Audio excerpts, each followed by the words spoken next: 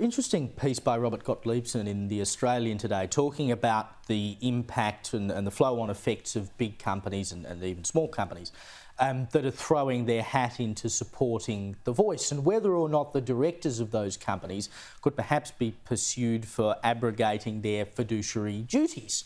It's an interesting question, because if you're a shareholder in a company, and this company, any big company, Wesfarmers has done it, plenty of others, says we are giving $2 million to the Yes campaign and we're going to actively support The Voice.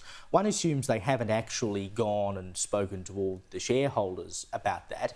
If you're a shareholder, surely you just want the company to generate the biggest dividend possible for you so you can make the money that you've invested to get back. Well, this is one shareholder who would be asking questions, definitely. I mean, $2 million to some of these companies is, you know, tea money, I suppose. But at the end of the day, it's the responsibility of company directors not to waste money. And in this case, they're falling them over themselves to get on the woke bandwagon and pledge support and advocate. How dare they tell you and their employees, bullying their employees from what I hear, to, you know, vote the way they believe they should.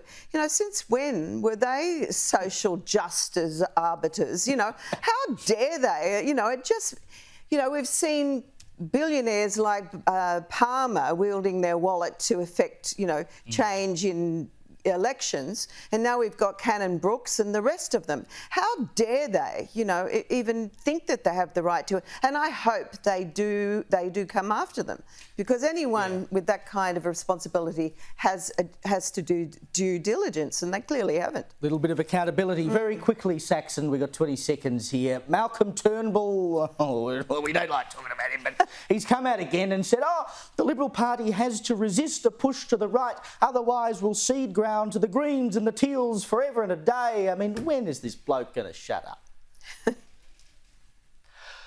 I think that this is a perfect example of the contempt that the political class have for the real concerns in our current economic climate for mainstream Australians. You know, mainstream Australians are suffering through an inflation crisis, cost of living, energy bills are only going up, as we were talking about earlier, and the political class just don't like opinions that they disagree with. Just extraordinary. Saxon Davidson, Prue MacSween, thank you so much for joining me tonight.